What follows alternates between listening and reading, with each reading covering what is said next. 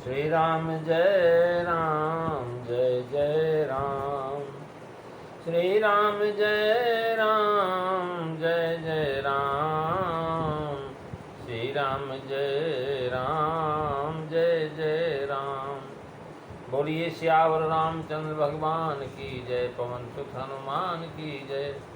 उमापति महादेव की जय। सद्गुरुदेव महाराज की जय। गोस्वामी तुलसीदास जी महाराज की जय। आदरणीय विद्वजन, श्रद्धालु देवियों एवं विश्वास भी कथा सुधाओं, मानस चिंतन चैनल पर आप सभी का स्वागत है। पिछली चर्चा में आप भगवान शिव के विषय में जो है, भगवान शिव जब से सती जी ने अपने शरीर का परित्याग किया तब से उनके मन में वैराग उत्पन्न हो गया, और वैराग हो जाने के कारण महाराज कहीं मुनियों को उपदेश देते हैं, कहीं भगवान का गुणानुवाद करते हैं, कभी ध्यान लगाते हैं। इस प्रकार से पृथ्वी के ऊपर जो है महाराज विचरण कर रहे थे। ऐसे चिदानंद सुख के धाम मोह मद काम रहित भगवान शिव जी समस्त लोगों को आनंद देने वाले श्री राम जी को हृदय में धारण करके पृथ्वी पर विचरने लगे। कल की चर्चा में आपने श्रवण सुना था। चिदानंद सुख धाम शिव विगत मोह मद काम, विचरहि महि धरि हृदय हरि सकल लोक अभिराम। मंगल भवन मंगलहारी प्रभु सुदशरथ अजीर बिहारी। श्री राम जय राम जय जय राम। श्री राम जय राम जय जय राम। महाराज यदि कोई कहे कि महादेव जी तो काम के नाशक है, वे स्त्री के वियोग से क्यों खिन्न होगी, तो उस पर इस दोहे का उल्लेख किया गया। महाराज लिखते हैं कि कवि ने यहाँ शिव जी का महात्मा दोहे का उल्लेख करके वर्णन किया है। जैसे पूजे ऋषि अखिलेश्वर जाने इस चरण में उनको अखिलेश्वर कहा। इस दोहे में शिव जी के विशेषण के पीछे कहे हुए श्री राम जी के विशेषणों से महाराज हरि हरोर भेदो नास्ति इस वचन से सार्थक किया। जैसे चिदानंद भगवान है, वैसे चिदानंद जो है भगवान शिव भी।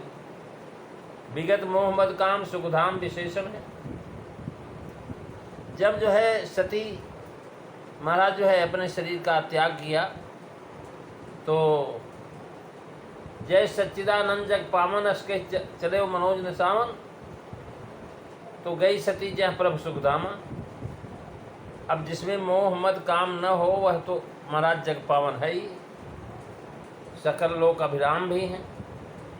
भाव यह है कि ये समझो कि ये वियोग विरह से पीड़ित होकर के घर से निकल गए।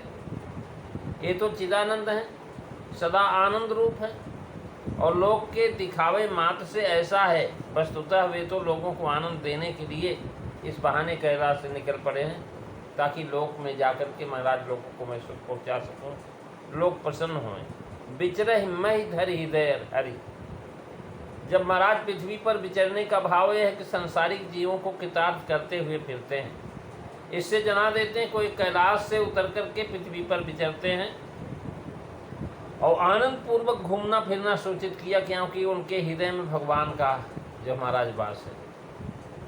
संसारिक जीव नहीं है, भूमि ही कर्म भूमि है, ये जो है धरती ही कर्म भूमि है, और अतएव सब कर्म धर्म पृथ्वी पर ही होते। स्वर्ग तो भोग स्थल है, वहाँ कोई घूम नहीं सकता, वहाँ तो भोग ही के लिए जाता है। और ये सकल लोक अभिराम है। शिव का विशेषण गान करते हैं। लोक का जो महाराज अर्थ है लोक, अर्थात सभी लोगों को आनंद देने वाले, सबको आनंद देने के लिए पृथ्वी पर विचरते हैं। शिव जी का विशेषण माने, जिसका स्वरूप आगे दिखाते हैं कि कतम हूँ मुनि न उपदेश ज्ञाना, अब कतहु राम गुण करही बखाना। यद्यपि अकाम तदपि भगवाना, अभगत विरह दुख दुखित सुजाना। मंगल भवन अमंगलहारी प्रभु सुदशरथ अजीर बिहारी। श्री राम जय राम जय जय राम। श्री राम जय राम जय जय राम। महाराज भगवान शिव जब पृथ्वी पर गुजरते हैं तो कहीं तो मुनियों को उपदेश देते हैं, ज्ञान देते हैं, कहीं राम जी का गुणानुवाद करते हैं, बखान करते हैं, कथा सुनाते हैं। यद्यप जो है अकाम है महाराज, काम से रहित हैं, फिर भी जो है महाराज भगवान है। काम से रहित हुए होते हुए भी भगवान है, यानी 6 ऐश्वर्य से संपन्न है। और इनको अपना दुख नहीं, भगत विरह दुख दुखे सुजाना। सती जी परम भक्ता है, भगवान शिव के लिए ही उन्होंने अपने शरीर का परित्याग किया है। यानी मुनियों को ज्ञानोपदेश करने का तात्पर्य यह है कि अधिकारी को ज्ञान देने से वह ज्ञान और बढ़ता है। शास्त्रों में कहा है कि जरे तैलम खले गुह्यम पात्रे दानम मनागपि प्रागे सातम स्वयं याति विस्तारम वस्तु शक्तितः। महाराज ये भास्करी बीजगणित है, अर्थात जल में तेल डालते ही महाराज पूरा जल में पानी फैल जाएगा। इससे गुप्त बात है महाराज, जल में तेल दुष्ट में गुप्त बात कह देने से महाराज वो बात तुरंत फैला देगा, वो मानेगा नहीं। आपने अक्सर कह दिया कि भाई ये गोपनीय है, किसी को बताना नहीं, तो सारी दुनिया में बता देगा। जले तैलम खले गुह्यम पाते दानम मनागपि, यानी जो है योग्य व्यक्ति को दान देना वो भी महाराज विस्तृत हो जाता है। बुद्धिमान में शास्त्र थोड़ा भी देने से विस्तृत हो जाता है। मुनि लोग भगवान का मान करके अंतःकरण शुद्ध करके